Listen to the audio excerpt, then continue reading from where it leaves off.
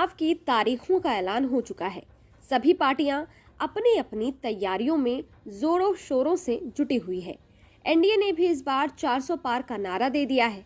जिस तरह से बिहार में चिराग को 5 सीट और चाचा पशुपति पारस को खाली हाथ रख बीजेपी जीत का अपना गणित साध रही है, राजनीति के जानकारों की माने तो ठीक उसी तरह महाराष्ट्र में भी बीजेपी उद्धव ठाकरे का काट ढूंढ रही है। महाराष्ट्र में इस बार लोकसभा चुनाव काफी दिलचस्प होने वाला है। अजीत पवार की एनसीपी और एकनाथ शिंदे की शिवसेना को साथ लेने के बावजूद बीजेपी की नजर राज ठाकरे की महाराष्ट्र नवनिर्माण सेना मनसे पर भी है। बीजेपी आलाकमान का लोकसभा चुनाव से पहले मनसे चीफ राज ठाकरे से मिलना कहीं ना कहीं ये दर्शाता है कि बीजेपी यहाँ भी अपनी जीत का नया फॉर्मूला तैयार कर रही है। दरअसल मनसे चीफ राज ठाकरे सोमवार रात दिल्ली पहुंचे थे। यहाँ उन्होंने केंद्रीय गृह मंत्री अमित शाह से मुलाकात की, जिसके बाद राजनीतिक हलचल तेज हो गई। राज ठाकरे की शाह से मुलाकात के बाद चर्चाओं ने जोर पकड़ लिया और ये बात सामने आने लगी कि उनकी पार्टी एनडीए में शामिल हो सकती है और बीजेपी के साथ लोकसभा में चुनावी बिगुल फूंक सकती है। मनसे चीफ ने दिल्ली पहुंचने पर बयान भी दिया। उन्होंने कहा कि दिल्ली आने के लिए उन्हें कहा गया था, इसलिए वो आए हैं। अब देखते हैं कि आगे क्या होगा। आपको बता दें कि मनसे इस वक्त राजनीतिक गुमनामी में जी रही है। राज्य में पार्टी का सिर्फ एक विधायक है। संगठन भी उतना ताकतवर नजर नहीं आता। मनसे के वरिष्ठ नेता बालानंद गावंकर ने मुंबई में कहा कि दोनों नेताओं के बीच लोकसभा चुनाव पर बातचीत सकारात्मक रही है और मामले में अधिक जानकारी 1 या 2 दिन में दे दी जाएगी।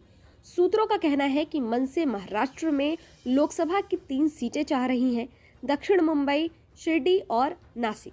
वहीं इस पूरे मामले पर उद्धव ठाकरे ने आरोप लगाते हुए कहा है कि बीजेपी ने बाल ठाकरे की विरासत को हथियाने की कोशिश की है। पहले उन्होंने बाल ठाकरे की तस्वीर चुराई, लेकिन इससे कोई फर्क नहीं पड़ता। आज वो एक और ठाकरे को चुराने की कोशिश कर रहे हैं। इसे ले लो, मैं और मेरे लोग काफी हैं। आपको बता दें कि राज ठाकरे ने उद्धव ठाकरे के साथ अपने मतभेदों के कारण शिवसेना से नाता तोड़ लिया था और 2006 में एमएनएस की स्थापना की थी। हालांकि उनकी एमएनएस ज्यादा प्रभाव नहीं डाल सकी। हाँ, वो बात अलग है कि राज ठाकरे को एक शक्तिशाली वक्ता के रूप में जरूर देखा जाता है। अब सवाल यह है कि मनसे को साथ लाने की बीजेपी की वजह क्या है? बीजेपी मनसे से नजदीकी क्यों बढ़ा रही है? राजनीति के जानकार बताते हैं कि पिछली बार के लोकसभा चुनाव में बीजेपी ने शिवसेना के साथ चुनाव लड़ा था और राज्य की 48 लोकसभा सीटों में से 41 पर जीत हासिल की थी। कुछ महीनों बाद महाराष्ट्र विधानसभा चुनाव में भी बीजेपी और शिवसेना जीते, लेकिन सत्ता हासिल करने के कुछ ही समय बाद दोनों दलों में मतभेद खुलकर सामने आए और उद्धव ठाकरे ने बीजेपी से गठबंधन तोड़कर कांग्रेस और एनसीपी से हाथ मिला लिया था। इस तरह महाराष्ट्र में नई सरकार आई। राजनीति के जानकारों की माने तो बीजेपी जानती है कि उद्धव ठाकरे की पार्टी अगर महाराष्ट्र में सीटें जीतती है तो ये उद्धव के लिए बूस्ट का काम करेगी, जो बीजेपी के लिए नुकसानदायक साबित हो सकती है। इसलिए चुनाव में उद्धव को काउंटर करने के लिए बीजेपी को राज ठाकरे की जरूरत है। इसके अलावा राज ठाकरे पीएम नरेंद्र मोदी के प्रशंसक रहे हैं।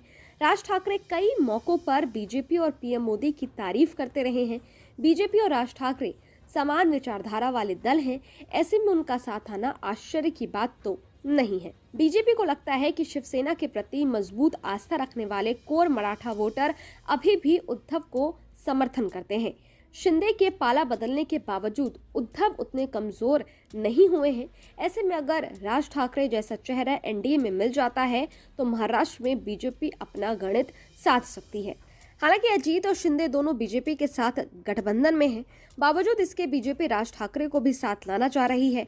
इससे पता लगता है कि उद्धव के चुनाव में काट के लिए राज ठाकरे जरूरी हथियार हो सकते हैं।